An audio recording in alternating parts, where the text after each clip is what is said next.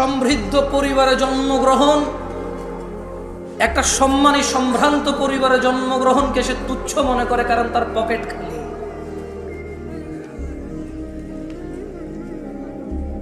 বর্তমান যুবক যুবতী, বৃদ্ধ বৃদ্ধা সবাই রিজিক মানি টাকা, রিজিক মানি ডলার, রিজিক মানি রিয়াল, রিজিক মানি সোনা দানা গয়না, দালান কোঠা, জায়গা জমি, গাড়ি বাড়ি। এর বাহিরে কোনো কিছু রিস্ক মনে করে না কেউ। মানুষগুলো ভুলে যায় এই পুরো পৃথিবীর বিনিময়ে মানুষ 1 মিনিট বাড়তি বেঁচে থাকার ক্ষমতা রাখে না।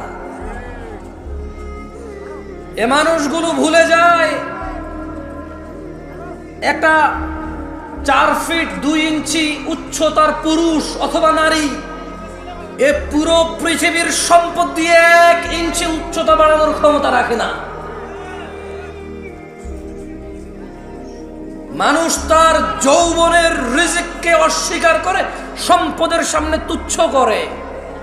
সে ভুলে যায় 60-70 বছরের বৃদ্ধ পুরো পৃথিবী আর পৃথিবীতে যা আছে সব কিছু ঢেলে দিয়ে যৌবন ফিরাতে পারে না।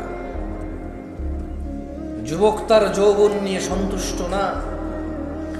বৃদ্ধ তার এই যে 30-40-50 পর্যন্ত অন্যায় অপরাধ করেছে, এখন একটু নামাজ রোজা হজ যাকাত ভালো মন্দ কথাবার্তা নেক আমাল করে, সে যে 70 বছর বেঁচে আছে এটা যে তার জন্য বড় নিয়ামত, সেটাকে তুচ্ছ মনে করে। বাংলাদেশীদের কাছে টাকার উপরে কোনো রিজিক নাই। এর মধ্যে ওমা তৌফিকি ইল্লা বিল্লাহ, আল্লাহ যতটুকু সামর্থ্য দেয় নিজের মতো করে কোরআন ও সুন্নাহ আপনাদের সামনে তুলে ধরার চেষ্টা করব রিজিক নিয়ে। আল্লাহ সুবহানাহু ওয়া তাআলা বলেন কোরআনুল কারীমে, আউযু বিল্লাহি মিনাশ শাইতানির রাজীম, ওয়ামা খালাকতুল জিন্না ওয়াল ইনসা ইল্লা লিয়াবুদুন। আর আমি সৃষ্টি করেছি জিন এবং মানুষ এজন্যই যে যাতে তারা কেবল আমি আল্লাহর ইবাদত করে। মা উরিদু মিনহুম মির রিজক ওয়া মা উরিদু আন ইউতঈমুন। আমি আল্লাহ এদেরকে সৃষ্টি করেছি শুধু ইবাদত করার জন্য, মানুষ আর জিনকে। মা উরিদু মিনহুম মিন রিজক, আমি আল্লাহর এদের কারো কাছে রিজিক চাই না। ওয়ামা উরিদু আন ইউতঈমুন, আমি এটাও চাই না যে মানুষ আর জিন মিলে কিছু করে আমাকে খাওয়াবে। ওয়ামা খালাকতুল জিন্না ওয়াল ইনসা ইল্লা লিয়াবুদুন, আমি মানুষ আর জিনকে সৃষ্টি করেছি ইবাদতের জন্য।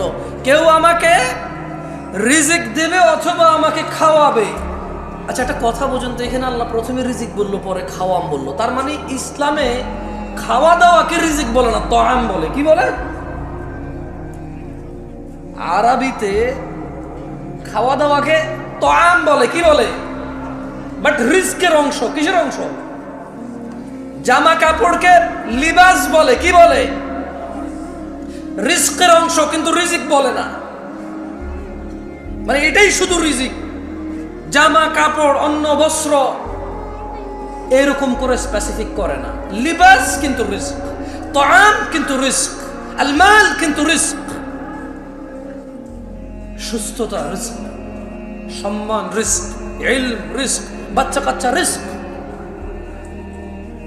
সো আমরা বাংলাদেশিরা কনফিউজড। আমরা দ্বিধাদ্বন্দ্বের মধ্যে ভুগতেছি যে সম্পদ নাই মানে কিচ্ছু নাই, সম্পদ না মানে রিজিক নাই। আল্লাহ বলছেন ইন্নাল্লাহা হুয়ার রাজ্জাকু যুল কুওয়াতিল মাতিন, নিশ্চয় তিনিই তো রিজিক দাতা, প্রবল শক্তিধর পরাক্রমশালী। তাহলে আল্লাহ মানুষ আর জিনকে কেন সৃষ্টি করেছে? আল্লাহ কি মানুষ থেকে মানে তাআম, খাদ্য এবং রিজিক চায়? কি জন্য সৃষ্টি করেছে আল্লাহ? তিনি চায় আমরা কি করি? খাদ্য আর রিজিক তো উনি চায় না। এরপরে বলছে ইন্নাল্লাহা রাজ্জাকু যুল কুওয়াতিল মাতিন, নিশ্চয়ই তিনি আল্লাহ, নিশ্চয়ই আল্লাহ তিনি তো রিজিক দাতা এবং প্রবল শক্তিধর মহাপরাক্রমশালী। দিনী ভাইরা, আপনি যতই চুরি, দাড়ি, ডাকাতি, মারামারি, রাহাজানি, হত্যা, খুন, গুম, দুর্নীতি, সুদ, ঘুষ, আপনি পৃথিবীর যত অন্যায় অবলম্বন করেন না কেন, রিজক নির্ধারিত। আপনি আপনার নিজের রিজিক নিজে চুরি করেন, ডাকাতি করেন, ঘুষ খান, সুদ খান, অন্য কারো খাইতে পারেন না। এগুলো নির্ধারিত আল্লাহর পক্ষ থেকে। আল্লাহ সুবহানাহু ওয়া তাআলা বলেন, ইন্না কুল্লা শাইইন খালাকনাহু বিকদর, নিশ্চয়ই আমরা প্রত্যেক কিছু সৃষ্টি করেছি নির্ধারিত পরিমাপে। তিনি সুবহানাহু ওয়া তাআলা প্রত্যেকটা জিনিস, শুধু মানুষ নয়, যত কিছু তিনি সৃষ্টি করেছেন সব কিছুরই তিনি কি করেছেন? তিনি সুবহানাহু ওয়া তাআলা এটাকে পরিমাপে সৃষ্টি করেছেন, নির্ধারিত করেছেন সবার জন্য কে কি পাবে, কতটুকু পাবে, কখন পাবে, কোথায় পাবে, ইভেন কে কোথায় জন্ম নেবে, কে কোথায় মরবে, প্রত্যেক জিনিস নির্ধারিত। ভাইরা আমার, দিনী ভাইরা, আপনি যে চুরি, ডাকাতি, ঘুষ, সুদ, অন্যায়, অবিচার, অত্যাচার করে শুধু ধনাঢ্য হতে চান, আপনাকে একটা কথা বলে রাখি, মায়ের পেটে থাকা অবস্থায় রিজিক লিপিবদ্ধ হয়ে যায়। চুরি ডাকাতি করে বাড়ানো যায় না, হালাল পথে থাকলে কারো কমে যায় না, মায়ের পেটে থাকা অবস্থায় রিজিক লিপিবদ্ধ হয়ে যায়। ভাইরা আমার, আল্লাহর নবী সাল্লাল্লাহু আলাইহি ওয়াসাল্লাম বলেন, ইয়াবআতুল্লাহু মালাকান ফায়ু'মারু বিআরবা'a, আল্লাহ একজন ফেরেশতাকে প্রেরণ করেন, তাকে চারটি ব্যাপারে লিপিবদ্ধ করার জন্য নির্দেশ প্রদান করেন। আল্লাহ সুবহানাহু ওয়া তাআলা বাচ্চা যখন মায়ের পেটে থাকে, একজন ফেরেশতাকে কি করেন? তিনি প্রেরণ করেন। ফেরেশতা চারটি বিষয় নির্ধারণ করে। কয়টি বিষয়? চারটি বিষয়। ফেরেশতা তার নির্ধারণ করে দেন তার রিজিক এবং তার জীবনকাল, মানে সে কতদিন বাঁচবে, তার সুখ ও দুঃখ, অর্থাৎ নেককার নাকি বদকার হবে সে। কয়টি জিনিস লিপিবদ্ধ করে মায়ের পেটে? কয়টি? প্রথমে, মাইকে সাউন্ড বেশি, আপনারা কি বোঝেন না? কথা কি পরিষ্কার বোঝা যায়? কয়টি জিনিস লিপিবদ্ধ করে? প্রথম, তারপর খায় ফেলছে, দেখছেন? আমি আবার পড়ে শোনা, কেমন? খায়েন না ভাই, খাওয়ার জন্য এই দেশে জিনিসের অভাব নেই, ওয়াজ খায় ফেলিয়েন না, কেমন? খাওয়ার জন্য জিনিসের অভাব নাই, কনসেন্ট্রেশন করার চেষ্টা। দেখেন, you are few of people, আমি বলবো না যারা চলে গেছে তারা খারাপ, কারণ কারো কালকে ডিউটি আছে, কারো কালকে কোথাও অ্যাপয়েন্টমেন্ট আছে, কারো শারীরিক দুর্বলতা আছে, কারো মানসিক দুর্বলতা আছে, কারো অপারগতা আছে, কেউ শীতের জামা কাপড় নিয়ে আসে নাই, কেউ দূর দূরান্ত থেকে আসছে না। সো আমি বলবো না যে কেন চলে গেছে সবাই ভালো না, না, এটা ঠিক না। তবে আপনারা একটু ভেবে দেখেন, আপনারা কারা? আপনারা হচ্ছেন তারা যারা আজকের এই প্রোগ্রামকে শেষ করে যাবেন চিন্তা করেছেন, যারা আজকে এই প্রোগ্রামের পরিপূর্ণ কল্যাণের অপেক্ষা করছেন, আশা করছেন, আকাঙ্ক্ষা করছেন। এই রাত 11:30টায় যদি আপনি কোথাও বসে থাকেন দিন শিখার জন্য, এরপরে যদি মনোযোগ না দেন, আপনার চাইতে বোকা মানুষ, লসকারী, ক্ষতিগ্রস্ত আমি তো আর কাউকে দেখি না। আমার বলার ধরনই ভুল থাকতে পারে, আমার বলার ধরন এত আকর্ষিত নাও হতে পারে, অ্যাট্রাকটিভ নাও হতে পারে। তবে দেখেন, আমি কোরআন সুন্নাহ থেকে কথা বলবো, সুন্দর করে গুছায়, আপনার মন মতো না হলো দেখেন আপনি শিখতে পারেন কিনা। রাসূলুল্লাহ সাল্লাল্লাহু আলাইহি সাল্লাম বলেন, আল্লাহ সুবহানাহু ওয়া তাআলা একজন ফেরেশতাকে প্রেরণ করেন, তাকে চারটি, বলেন আল্লাহ সুবহানাহু ওয়া তাআলা একজন মালায়েকাকে প্রেরণ করেন চারটি বিষয়। কয়টি বিষয়? চারটি ব্যাপারে লিপিবদ্ধ করার জন্য আল্লাহ সুবহানাহু ওয়া তাআলা একজন ফেরেশতাকে প্রেরণ করেন। প্রথমে ওর রিজিক লিপিবদ্ধ করে, 2 জীবনকাল কতদিন বাঁচবে তা লিপিবদ্ধ করে, 3 সুখ দুঃখ, 4 দুঃখ অর্থাৎ সে নেককার বা বদকার তা লিপিবদ্ধ হয়ে যায়। সুবহানাল্লাহি ওয়া বিহামদিহি সুবহানাল্লাহ। কয়টি বিষয়? 1 2 3 4, তার মানে আমরা যে দুঃখ পাই, ব্যথিত হই, আমরা যে স্যাড হই, আচ্ছা এটাকে কি বলে, এটাকে বলে আস্তাগফিরুল্লাহ আল-আযীম, এটাকে বলে বিষণ্ণতা। কি বলে এটাকে? মানে আমরা যে বিষণ্ণ হই, আমাদের যে মন খারাপ হয়, মন উদাসীন হয়, মন ছোট হয়, খারাপ হয়, ভীতু হয়, এগুলো সব লিপিবদ্ধ। আলহামদুলিল্লাহ আলা কুল্লি হাল, সর্ব অবস্থায় কার প্রশংসা? কার? আল্লাহর প্রশংসা। দেখেন দিনী ভাইরা আমার, আপনারা সৌভাগ্যবান। কেন বলবো জানেন? আমিও সৌভাগ্যবান আজকে। আল্লাহ আমাকে কবুল করুন, আপনাদেরকে কবুল করুন। আমি আপনাদের এখানে কি বলবো এটা নিয়ে চিন্তা করতেছিলাম। আমি আজকে রিজিক নিয়ে আলোচনা করতাম না। মূলত আমি হঠাৎ করে একটা হাদিস আমার চোখে পড়ছে। ওই একটা হাদিস চোখে পড়ার পরে আমি চিন্তা করছি ঠিক আছে একটু রিজিক নিয়েই বলি, যেহেতু এই হাদিসটা খুব ভালো লাগছে আমার। মানে আমি অনেক আগে পড়েছি, আমার মনে নাই এটা। পৃথিবীতে কত ইনসিডেন্ট ঘটছে আমার সামনে, ক্ষতি, লাভ, লস, দুঃখ, কষ্ট, সুখ, উচ্ছ্বাস, আনন্দ, বিষণ্ণতা, বহু কিছু ফেস করছি। এই হাদিসটা আমার মনে পড়ে নাই কখনো, কিন্তু আজকে আপনাদের কি বলবো এই জন্য পড়ছি। এখানে দেখেন আল্লাহ নবী সাল্লাল্লাহু আলাইহি ওয়াসাল্লাম থেকে, আল্লাহ নবী সাল্লাল্লাহু আলাইহি ওয়াসাল্লাম বলেছেন, তিনি বলছেন যে ইন্নাল্লাহা ইউতি দুনিয়া মান ইউহিব ওয়া মান লা ইউহিব। কথা বোঝেন, সুন্দর একটা কথা বলছে আল্লাহ নবী সাল্লাল্লাহু আলাইহি ওয়াসাল্লাম। তিনি বলছেন যে নিশ্চয় আল্লাহ যাকে ভালোবাসেন ও যাকে ভালোবাসেন না উভয়কে দুনিয়া দিবেন। নিশ্চয় আল্লাহ যাকে আর যাকে ভালোবাসে না, নিশ্চয় আল্লাহ যাকে আর যাকে উভয়কে কি দিবে? দুনিয়া। তার মানে দুনিয়া পেতে হলে একবারে মুমিন, মুত্তাকি, মুসলিহ হইতে হবে, এটা জরুরি না। গাড়ি বাড়ির মালিক হওয়ার জন্য ইট ইজ নট নেসেসারি যে আপনি মুমিন, মুত্তাকি, মুসলিহ হইতে হবে। কারণ আল্লাহ যাকে ভালোবাসে তাকেও দুনিয়া দিবে, যাকে ভালোবাসে না তাকেও কি দিবে?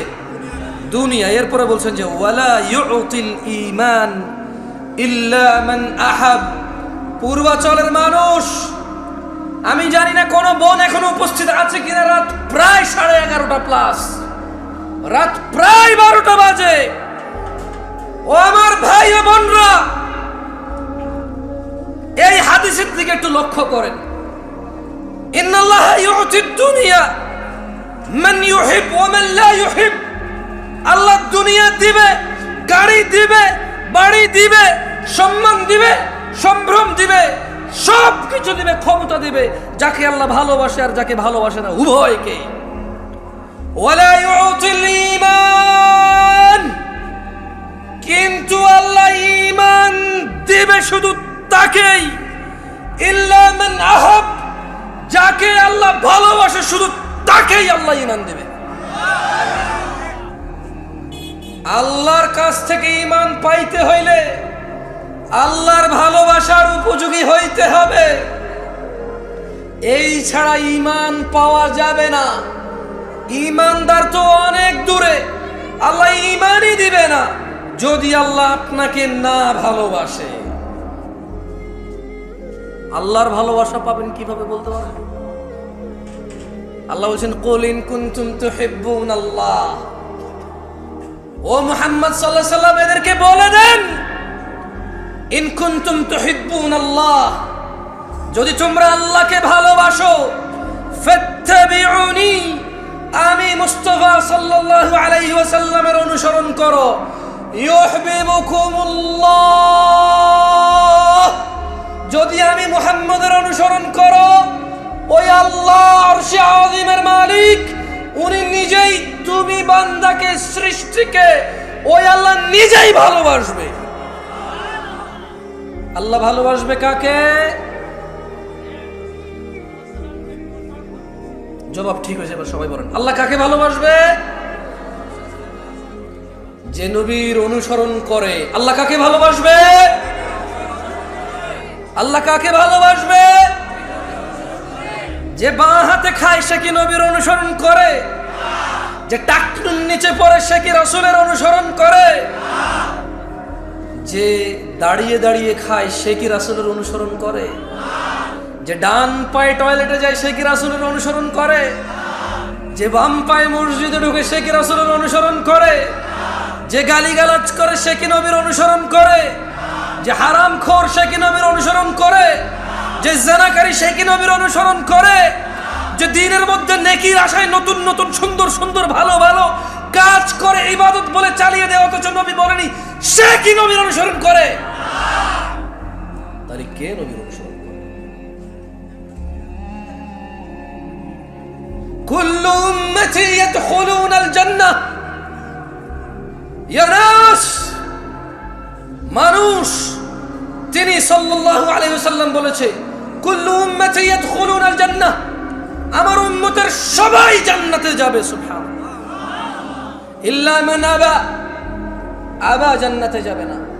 সাহাবারা বললেন ইয়া রাসূলুল্লাহ সাল্লাল্লাহু আলাইহি ওয়াসাল্লাম ওয়া মান ইয়াবা ইয়া রাসূলুল্লাহ সাল্লাল্লাহু আলাইহি ওয়াসাল্লাম, ইয়া রাসূলুল্লাহ কে আবা? তিনি সাল্লাল্লাহু আলাইহি ওয়াসাল্লাম বললেন মান আতাআনি, যে আমি মুস্তাফার অনুসরণ করে, যে আমি মুহাম্মদের অনুসরণ করে, দাখালাল জান্নাহ, সে জান্নাতে যাবে। ওয়া মান আসানি, যে আমাকে অনুসরণ করে না, প্রত্যাখ্যান করে, যে আমাকে মেনে নেয় না, আমার মতো করে না, সে হচ্ছে আবা।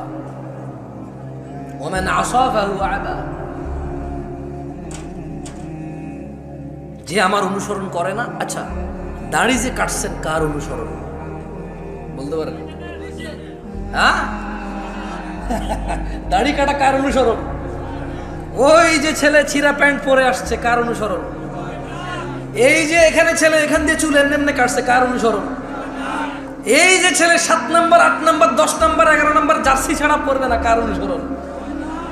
এই যে 10-12টা মানুষ একটা কিছু একটা নিয়ে ঘুরলো, কিছু একটা করলো, 11 কোটি 12 কোটি মানুষ টিভিতে মাঠে ঘাটে বসে বসে দেখে কার অনুসরণ?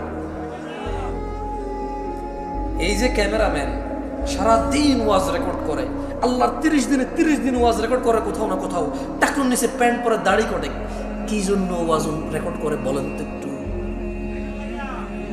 আস্তাগফিরুল্লাহ। আপনি কি আল্লাহ, আপনি কি রন্ত জানেন? থাক বললাম না ভাই, ওরাই জানে কি জন্য।